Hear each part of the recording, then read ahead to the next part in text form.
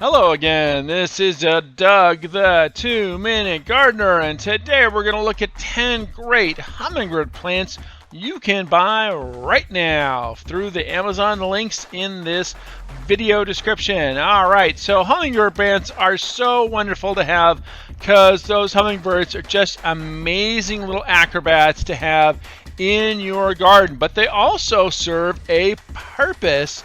Hummingbirds are really great at eating aphids and other small pests. Whenever I have a client that has a rose garden, I always tell them, hey, if you have a hummingbird plant within 10 feet of that rose bush, you will never have aphids on that rose bush because hummingbirds will pick all those aphids clean. So they're a wonderful little hitman to help control some of the bad bugs in your garden. So here are some of my favorite hummingbird plants.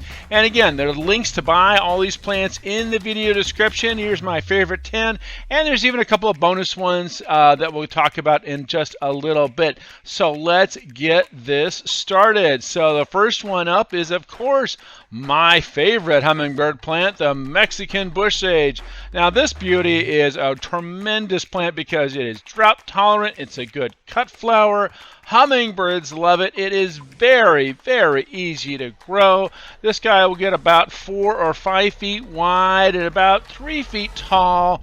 Big purple blossoms, and then you whack it down in the summer and you give these wonderful purple blossoms again in the fall, and then you give it another good haircut in around January, as you've seen in my other videos on how to take care of Mexican bush sage. So this is one of my favorite hummingbird plants, and definitely you want to get some of these if you're starting a hummingbird garden. Next up, we have some hot lip sage, also another salvia. This is Salvia microphylla, and the variety is called hot lips because it has red and white flowers, and the flower color varies over the time of year. It tends to be a little redder in the winter and a little whiter in the summertime, but it's a really neat little plant in that it's a much more compact plant. It only gets about 3 feet wide by maybe 2 feet tall. This is a baby one we just planted in a front yard, and already the hummingbird was all over this guy.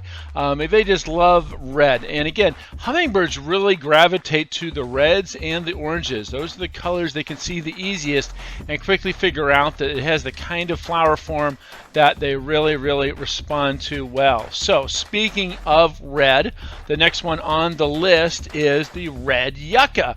Now this is an actual succulent, as you can see from the hummingbird enjoying this one. It has these wonderful red flowers. It also comes in yellow, but again, red is the color hummingbirds really respond to.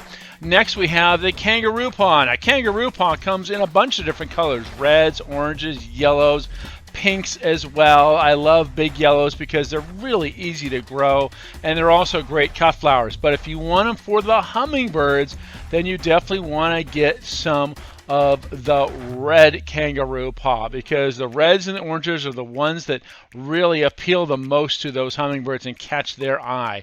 And again, these are great cut flowers. They're wonderful drought tolerant plants. As you've seen in my other videos about kangaroo paws, you want to make sure to plant them a little high so they don't get root crown rot. Next is a little bit trickier one to find, but you can order it through the links on this video description. This is pineapple sage, and it is called pineapple sage because if you rub the leaves, it actually gives off a little pineapple scent. It's kind of a really neat plant in that regard. I love it. And again, bright red flower really attracts those hummingbirds. So this is pineapple sage. Tends to bloom towards the end of summer and the fall. So it's kind of nice that it's not one of these spring bloomers that everybody has in their garden. Hummingbirds really love this plant because of the red tubular flower. The next one is, of course, foxglove. Long tubular flowers. Hummingbirds just love these. Comes in all different kinds of colors.